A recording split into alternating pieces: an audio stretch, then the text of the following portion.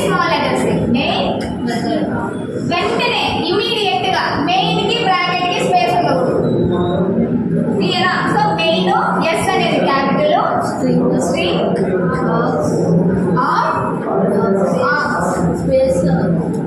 ఈ బ్రాకెట్ కి ఆర్స్ కి మధ్య స్పేస్ ఆర్.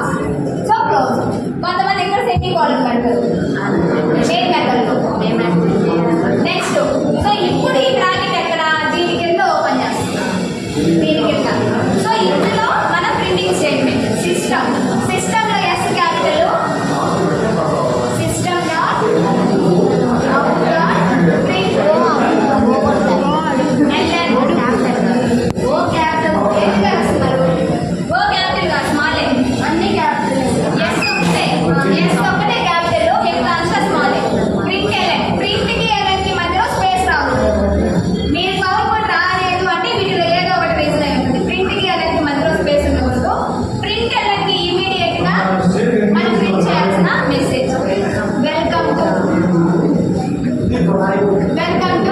జావా. సో ఇప్పుడు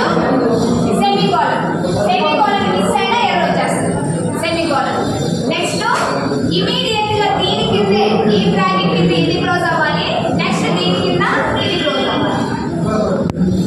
బ్రాకెట్స్ కూడా ఎప్పుడైనా పెడితే మళ్ళీ అదొక ఎర్రర్ చూపిస్తుంది. సో ఇలా ఇవ్వడం మీకు రాలేదా? మొత్తం ఒకే లైన్లో రాసే మొత్తం ఇక్కడే రాసి ఇలా స్పేసెస్ ఇచ్చి మాకు రావట్లేదు అనుకుంటే సేమ్ దీన్ని ఇండెంటేషన్ అంటాం. ఇండెంట్ అంటాం. ఒక బ్లాక్ కి మధ్య ఉంది స్పేస్ ని ఇండెంట్ బ్లాక్ అంటాం. సో మనకి ఇండెంటేషన్ సరిగా రావట్లేదు అనుకుంటే ఈ సేమ్ ఈ ప్రోగ్రామ్ కూడా ఏదైతే ఉందో ఈ బ్రాకెట్ కిందనే రాసేసాను మొత్తం. అప్పుడు అన్ని బ్రాకెట్లు ఇలా వస్తాయి. పబ్లిక్ ఈ బ్రాకెట్ ఇక్కడికి వస్తుంది, సిస్టమ్ ఇక్కడికి వస్తుంది, ఈ బ్రాకెట్ ఇక్కడికి వస్తుంది.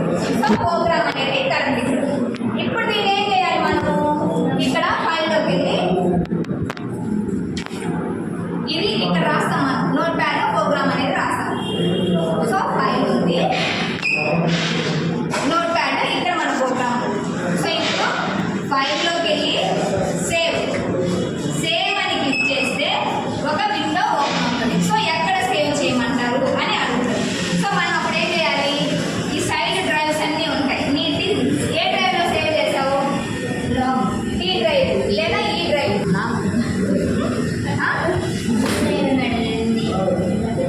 టీ డ్రైవ్ మనం వేసే ప్రోగ్రామ్ టీ డ్రైవ్ లో ఉంది. సో టీ డ్రైవ్ దగ్గరికి వెళ్ళి డబుల్ క్లిక్ ఇస్తాం. టీ డ్రైవ్ లో ఉన్న ఫోల్డర్స్ అన్ని ఇక్కడ డిస్ప్లే అవుతాయి.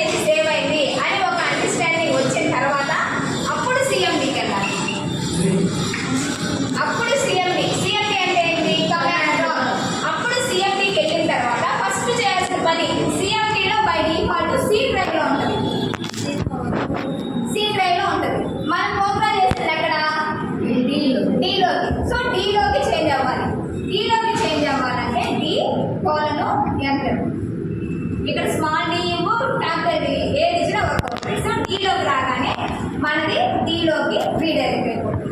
డి. సో డీలో మన ఫోల్డర్ ఎక్కడుంది? మన ఫైల్ ఎక్కడుంది? డీలో మన ఫైల్ ఎక్కడుంది? మనీషా చెప్తున్నారు కదా మీరు. ఎక్కడుంది డీలో? మనీషా అనే ఫోల్డర్లో ఉంది. మనీషా అనే ఫోల్డర్లో మీ ఫైల్ ఉంది. సో డీలో ఎక్కడికి చేంజ్ అవ్వాలి? నేను మళ్ళీ డీలోకి వచ్చేసా. డీ నుంచి మళ్ళీ ఎక్కడికి చేంజ్ అవ్వాలి? మనీషా ఫోల్డర్లోకి చేంజ్ అవ్వాలి. సో చేంజ్ అవ్వాలంటే కమాండ్ ఏంటి? సిడి. సిడి అంటే చేంజ్ డైరెక్టరీ. ఆల్రెడీ నేను డీలో ఉన్నాను. సో డీలో నా ఫైల్ ఎక్కడ ఉందంటే మనీషా అనే ఫోల్డర్లో ఉంది. సో నేను మనీషా అనే ఫోల్డర్కి రీడైరెక్ట్ అవ్వాలి అని మనం చెప్తున్నాను. సో సిడి అంటే చేంజ్ అవ్వు, మనీషా అనే ఫోల్డర్కి చేంజ్ అవ్వు. ఇక్కడ ఏమి ఇవ్వాలి? మనం ఫోల్డర్ నేమ్ ఇవ్వాలి. మనీషా ఇచ్చి ఎంటర్ కొట్టిన తర్వాత సో ఇలా ఓపెన్ అవుతుంది. ఈ ఫోల్డర్ మనీషా అని ఇలా ఓపెన్ అవుతుంది. సో ఇప్పుడు డీలోకి వచ్చేసాం. సి నుంచి డీకి వచ్చాము. డీ తర్వాత డీలో ఉన్న మీ ఫోల్డర్లోకి రీడైరెక్ట్ అయినాము. మీ ఫోల్డర్లో ఫైల్ ఏదైతే ఉంది మీ ఫోల్డర్ వచ్చేసాం. మీ ఫోల్డర్లో జావా ఫైల్ ఎలా సేవ్ అయ్యింది? డెమో.జావా. సో ఇప్పుడు కంపైలేషన్కి జావా సి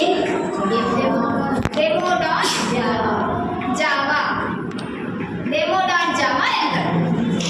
ఏ మెథడ్స్ రాకపోతే వెంటనే ఇలా ప్రింట్ అయిపోతుంది మళ్ళీ మనీషా. సో కంపైలేషన్ అనేది సక్సెస్ఫుల్గా అయింది. ఎర్రర్స్ ఏం రావండి.